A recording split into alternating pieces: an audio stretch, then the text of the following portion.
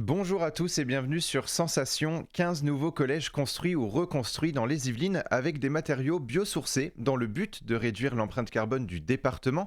Le président du conseil départemental des Yvelines s'est rendu à Buc sur l'un des chantiers, l'occasion pour Pierre Bédier d'expliquer le projet de reconstruction des collèges et les objectifs. Alors, donc le département dans ce plan veut un plan ambitieux, 525 millions d'euros en 5 ans pour refaire 15 collèges, et il y en aura probablement d'autres, sur les 116 collèges du département. On veut garder ce rythme, donc on annoncera sans doute avant la fin des 5 ans qui viennent d'autres collèges. D'autre part, nous voulons du collège biosourcé parce que l'essentiel du bilan carbone du département est produit par les bâtiments du département, et l'essentiel des bâtiments du département sont les collèges. Donc nous avons une volonté d'améliorer notre empreinte carbone, mesurée par un cabinet d'experts indépendants, et pour ce faire, nous faisons un très grand effort sur la construction et la réhabilitation de nos collèges. Donc construction, 15 collèges, construction, renouvellement, et d'autre part, isolation, travail sur toute la thermie de nos bâtiments existants. Donc 15 collèges, mais il y en a 101 qui seront impactés par cette volonté de réduire notre empreinte carbone. Et puis il y a aussi un souci de solidarité territoriale avec des villes populaires dans lesquelles on sait que la question éducative est une question centrale pour permettre l'égalité des chances entre les enfants, ce qui est une promesse républicaine essentielle. Au total, 116 collèges sont implantés dans le département, 15 d'entre eux seront donc reconstruits ou construits. La liste des collèges et communes concernées est à retrouver sur le site www.yveline.fr, une liste non exhaustive puisque le conseil départemental entend bien l'étoffer dans les prochaines années, et quant au choix de ces collèges, il s'est fait en fonction de 2 paramètres.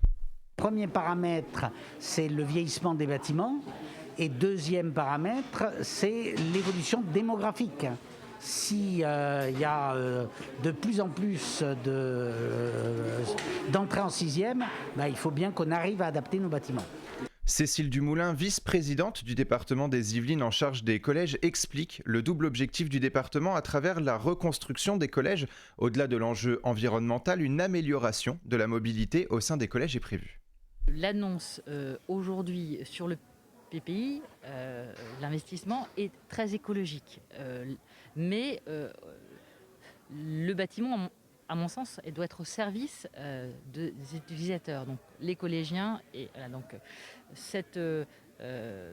il y a vraiment les 2 volets. Et donc, ce qui, à mon avis, n'est peut-être pas assez ressorti, c'est justement le volet. On aura on va pas avoir le même collège partout. C'est-à-dire que ce ne sera pas un clone qu'on va demander d'être reproduit, mais par contre une demande sur des fonctionnalités qui seront propres et qui seront travaillées aussi avec les utilisateurs, avec les principaux. Parce que la réalité d'un collège en centre-ville n'est pas le même que celui à la campagne, en milieu rural. Donc on travaillera vraiment sur la programmation avec l'éducation nationale et les utilisateurs. C'est vraiment une ambition qui doit être partagée. Sur ces 15 collèges, 3 nouveaux établissements seront reconstruits, l'un au Mureau, l'autre à Poissy et un dernier à Trappes. Pierre Bédier nous explique quelle était la logique de reconstruction sur site ou sur sites différents. C'est en fonction de la taille du collège, de la possibilité de faire le chantier de façon plus simple. On a visité tout à l'heure ici ce chantier qui a été d'une extrême complexité puisque nous avons reconstruit sur site. Ça veut donc dire nous avons été obligés d'installer des préfabriqués. Les élèves enseignent, ce qui est quand même étudient, ce qui est quand même, c'est pas encore les élèves qui enseignent, ça viendra peut-être, mais donc qui étudient dans ces préfabriqués, donc dans des conditions un peu moins confortables. Et pour le contribuable qui nous écoute, ça coûte aussi beaucoup plus cher. Donc c'est ça qu'on essaye de mesurer, de quantifier avant de prendre la décision. À Trappes, la construction du nouveau collège fait polémique. Avec ce projet, les 2 collèges actuels de la ville devront fermer. Pierre Bédier. Ce n'est pas un désaccord, c'est une discussion. Nous pensons que le collège, pour construire un collège neuf, a du sens. Ça n'est pas comme ça que l'entend aujourd'hui la localité de Trappes. Sa position est tout à fait respectable. Nous allons donc poursuivre le débat. Lorsque nous avons construit le nouveau collège de Mantes, j'ai entendu la remarque de certains élus disant « oui, le président du conseil départemental, comme il est élu de Mantes, se sert en premier ». Pas du tout.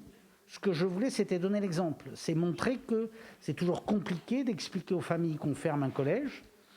C'est 2 fois plus compliqué, mais quand on en construit un neuf, en portant avec nos partenaires de l'éducation nationale un projet de révolution pédagogique adapté aux cités populaires, particulièrement adapté aux cités populaires, où c'est là que ce qui a été la grande révolution des années 70, le collège pour tous, a montré ses limites, eh bien, nous sommes dans le vrai, et à moi d'en convaincre, à nous d'en convaincre la municipalité de Trappes. 9 des nouveaux collèges sur 15 auront une capacité d'accueil plus importante qu'à l'heure actuelle. Le collège Maryse-Bastier à Vélizy-Villacoublay, Arthur Rimbaud à Aubergenville ou encore le collège de Sartrouville verront quant à eux leur capacité d'accueil diminuer. Une décision qui n'a pas été prise à la légère selon Cécile Dumoulin.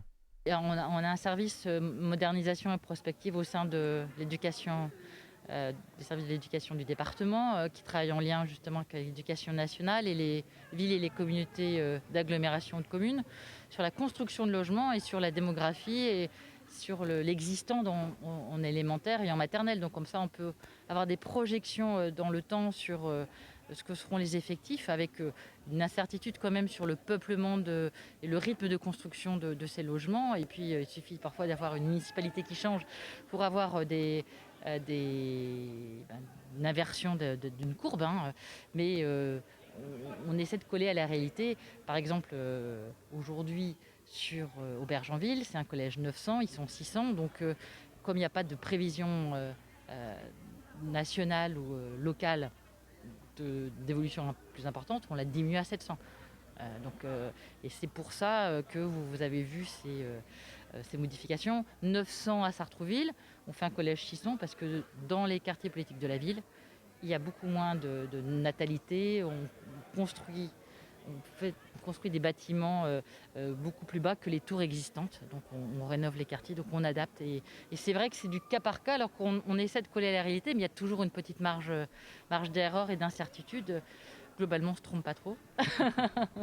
Pour Luc Pham, directeur académique des services de l'éducation nationale des Yvelines, ces capacités d'accueil ont également été pensées au futur.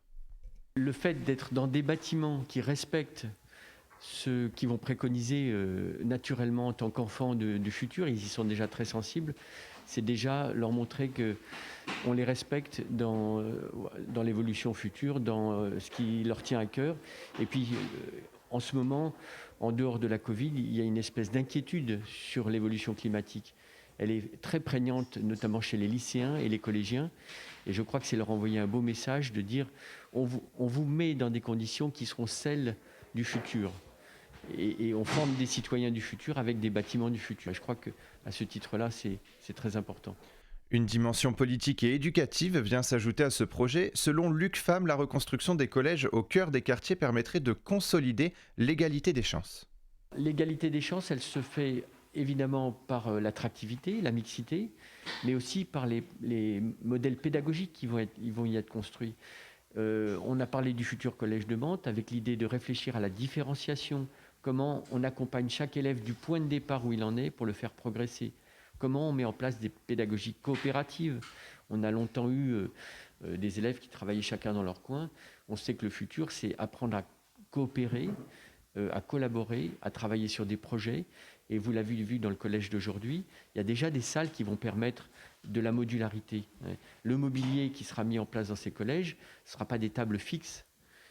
Dans bien des salles, ça permettra de modifier les choses et en fonction de la pédagogie, de proposer des modèles différents, parfois tournés à l'extérieur, parfois en îlot et parfois beaucoup plus classiques aussi, puisqu'on peut avoir des modalités presque de conférence.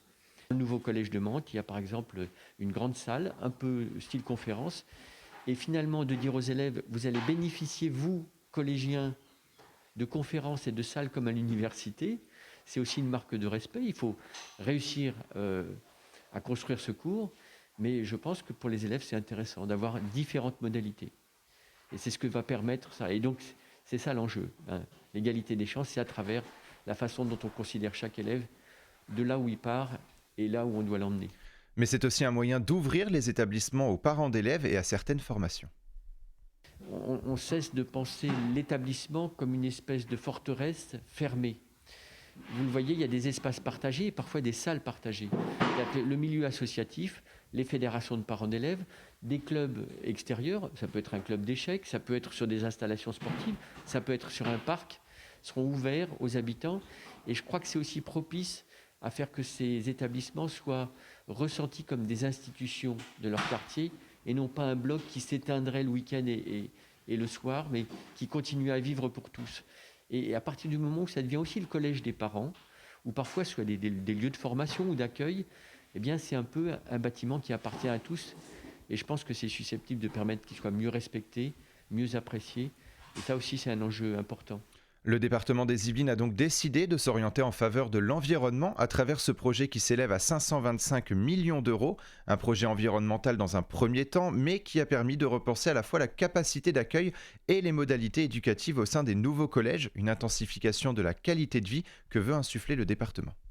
C'est une intensification de ce qui est un des fondements du département des Yvelines. Le département des Yvelines, c'est un département de la qualité de vie qui repose sur ce mixte entre des villes équilibrées, des espaces naturels exceptionnels et donc des paysages merveilleux. Ça n'est pas pour rien que les impressionnistes ont largement peint dans les Yvelines. Donc nous avons cette qualité de vie exceptionnelle. Il ne s'agit pas simplement de la préserver, il s'agit d'être encore plus actif pour faire qu'au-delà de sa préservation, elle prospère et qu'elle participe à la grande bataille climatique. Le constat politique que je fais, c'est que nous avons trop tendance à considérer que cette bataille doit être menée par le voisin. En réalité, chacun doit prendre sa part à cette bataille. Et c'est ce que va faire le département. On n'est jamais assez engagé pour l'environnement, mais je peux vous dire qu'à ma connaissance, nous sommes le premier département de France à se fixer la règle de l'exclusivité du biosourcé dans ses constructions. Je pense que nous sommes vraiment les premiers. Donc de là en conclure que nous sommes exemplaires, je ne pense pas que ça soit hâtif.